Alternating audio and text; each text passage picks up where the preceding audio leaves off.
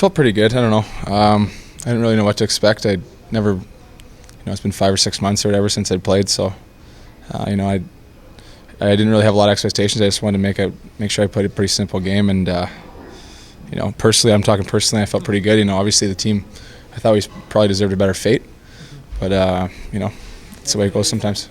So kind of extra energetic first period when you've been watching games for 4 months. Yeah, first couple of shifts I felt kind of weird. I had like a lot of adrenaline going, almost like a big playoff game or something. But the rest of the guys are just grinding through it. A normal regular season game was kind of weird, but I thought I settled in. I felt okay. Obviously a little bit of timing was off. I thought my legs felt pretty good and the wrist held up. So I think every game it'll feel a little more comfortable, and it shouldn't take long till I'm back in the full swing. Talk about the ability to protect your line mates. Yeah, I think obviously I played with Dowling, pretty much the whole time I've been here. So it's nice to, I haven't played in a while, but right when I stepped on the ice, it just felt like old times a little bit.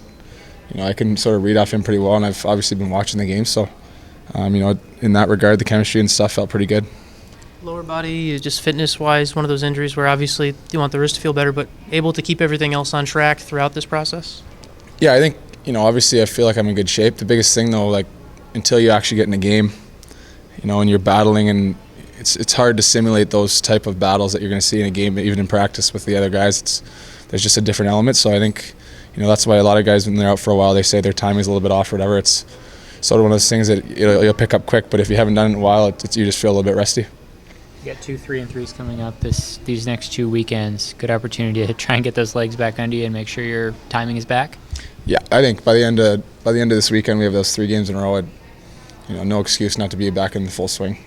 Be a good test for the body. Thanks. Appreciate it.